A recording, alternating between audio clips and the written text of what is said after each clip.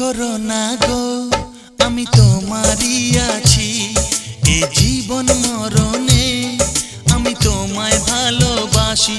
আমি তোমার ছায়া হয়ে রব তোমার পাশাপাশি।